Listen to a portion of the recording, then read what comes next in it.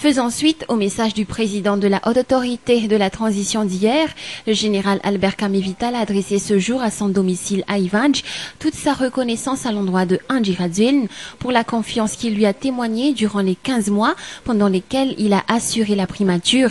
Il a à cet effet affirmé qu'il n'y avait aucune pression lors de sa prise de décision et il ne pense pas non plus se porter candidat à la primature prochainement. Toutefois, l'ancien locataire de Mahazouari va continuer qu'il est toujours prêt à assurer toutes les attributions qui lui seront confiées dans le cas où il est encore promu au poste de Premier ministre de consensus. Si l'on compare le comportement du général Albert Kami-Vital à celui des autres politiciens, plus d'un a senti un fair-play exemplaire et un patriotisme digne d'un officier supérieur. Le général Albert Kami-Vital s'est dit satisfait des 15 mois où il avait dirigé le gouvernement de transition, malgré les obstacles qui s'étaient mis en travers de sa route, et de continuer que s'il est encore retenu au poste de Premier ministre de consensus, la sécurité et le retour à la paix figurant parmi ses prochaines priorités. Notant que dès ce lundi, l'on saurait le nom de celui qui succédera à cet homme d'État et qui occupera le palais de Mahazouari.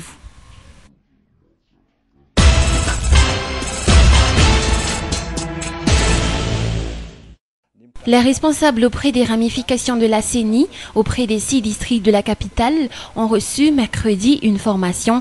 La révision de la liste électorale en vue des présidentielles et des législatives commencera dès demain. Concernant la mise en place d'une cour électorale spéciale, disposition prévue par la feuille de route, cette mesure ne piétine en aucun cas les attributions de la CENI ni celles de la HCC. Toutefois, une confusion s'installe dans le fait de savoir qui effectuera la proclamation des résultats du scrutin, car la Constitution dispose que c'est à l'institution de la HCC que cette tâche incombe, contrairement à ce que prévoit la feuille de route. Dès la semaine prochaine, une révision de la liste électorale auprès des différentes régions de l'île se tiendra également.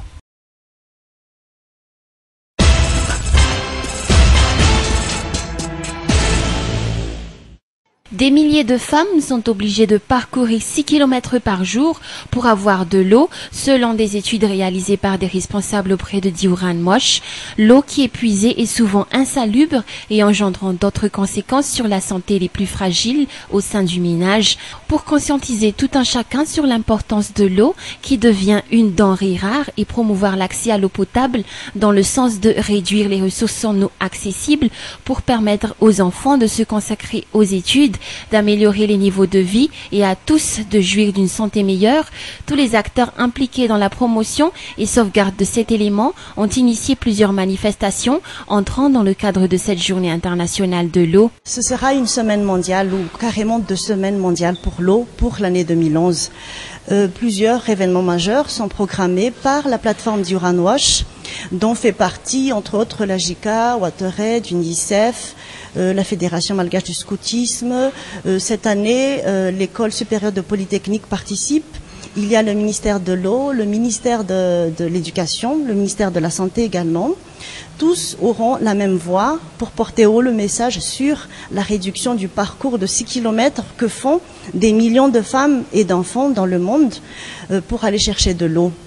Plusieurs événements, à commencer par lundi 14 mars, où aura lieu le vernissage de l'exposition sur les dessins et les œuvres que les jeunes lauréats du concours lors de la journée mondiale des latrines 2010 ont produit. Le 15 et le 16 aura lieu l'Assemblée générale de Diouran Wash à l'espace d'air. Le 17 et 18, les ateliers thématiques sur la gouvernance de l'eau, sur les interventions en milieu urbain, sur la conversion des institutions comme les écoles ou bien les centres de santé en amis de Wash, auront lieu donc le 17 et le 18. Le 19 mars, la grande marche pour l'eau tournera autour de Mamasne et d'Anous pour porter haut ce message, réduisant les 6 km de marche que parcourent 6 millions de femmes et d'enfants, que parcourent des millions de femmes et d'enfants dans le monde pour trouver de l'eau. Une occasion de rappeler le gouvernement de réduire à moitié le nombre de populations n'ayant pas accès à l'eau potable, aux infrastructures d'assainissement promues par les objectifs du millénaire de développement. Les responsables de rajouter que la Grande Île dispose déjà d'une politique nationale précise en matière de promotion de l'accès à une eau potable. Le problème réside dans le fait que peu de citoyens le savent.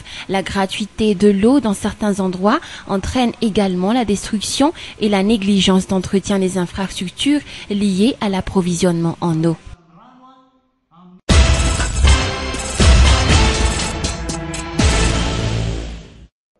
La saveur malagasy sera le thème choisi pour la semaine du goût qui se tiendra à partir du lundi prochain au Lanjar à Ntsaavoul, une collaboration entre le restaurant Le Lanjar et le Centre national de l'artisanat malagasy ou CNAM.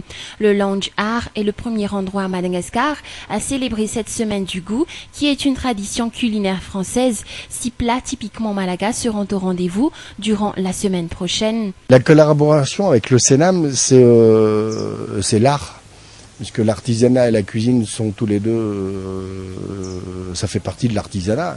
Donc la cuisine malgache faisant partie intégrante de l'artisanat malgache, on a décidé de faire la semaine malgache, donc du 14 mars au 19 mars, donc avec tous des plats malgaches revisités. Avec mon chef, on a travaillé là-dessus très très longuement. Le temps de trouver les produits adéquats et de les marier ensemble. Et c'est dans la prolongation de la semaine du goût qu'on a fait pour la 3e édition au mois d'octobre donc l'année dernière et dont on fera la 4e édition cette année. Promouvoir l'artisanat et la gastronomie, tel est l'objectif même de cette manifestation. L'authenticité dans la manière de cuisiner sera gardée durant ces 6 jours de la semaine du goût.